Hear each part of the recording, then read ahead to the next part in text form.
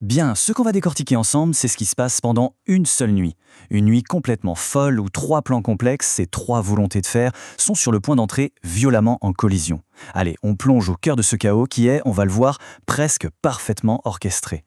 Tout se joue en l'espace de quelques heures.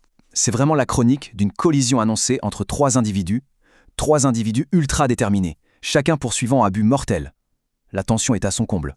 Alors, pour bien comprendre le chaos qui se prépare, il faut d'abord s'arrêter sur les motivations de chaque acteur. Parce que c'est vraiment là que tout commence.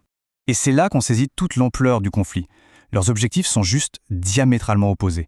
D'un côté, Murdoch veut empêcher un meurtre. De l'autre, Dex, lui, est déterminé à le commettre.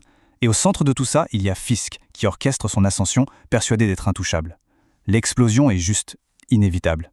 La position de Murdoch, elle est incroyablement complexe. Il ne s'agit pas juste d'empêcher un meurtre, non. Ce qu'il craint par-dessus tout, c'est que si Dex tue Fisk, eh bien ce dernier devienne une sorte de martyr aux yeux du public. Et ça réduirait à néant des années d'efforts pour exposer sa vraie nature de monstre. Passons maintenant à la stratégie de Fisk. C'est là qu'on voit le génie du personnage. Rien, mais alors rien n'est laissé au hasard. C'est comme un grand maître aux échecs qui joue sur plusieurs échiquiers en même temps. Son plan est brillant, il faut le dire. D'un côté, il se fabrique une image de héros du peuple, de sauveur. Et de l'autre, dans l'ombre la plus totale, il élimine les témoins qui pourraient le faire tomber.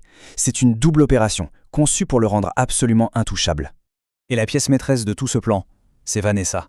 Son rôle est juste capital. En lui assurant le soutien politique, elle ne fait pas que consolider son pouvoir, non, elle lui offre la légitimité. Elle est en train de transformer le criminel en homme d'État. Forcément, face à cette machine implacable, une contre-offensive se met en place. Mais c'est une opération désespérée. Une vraie course contre la montre pour essayer de le faire tomber par la voie légale avant qu'il ne soit trop tard. Le premier coup, il vient de la journaliste Karen Page. Elle réussit à obtenir la preuve ultime, le témoignage enregistré du seul homme capable de lier Fisk directement à ses crimes. C'est la pièce maîtresse de l'accusation. Et quasi simultanément, une deuxième attaque est lancée. Cette fois, c'est sur le front médiatique. Des enregistrements très compromettants sont divulgués pour détruire cette réputation que Fisk a mis tant de soin à construire. C'est une véritable attaque en tenaille. Pendant ce temps-là, Murdoch, lui, est sur un autre front, loin des preuves, loin de la presse. Il mise tout sur l'action directe. Il traque Dex, qui est l'élément le plus imprévisible de l'équation, dans une tentative désespérée d'empêcher un bain de sang. Mais voilà, Dex lui échappe. Le piège est en train de se refermer.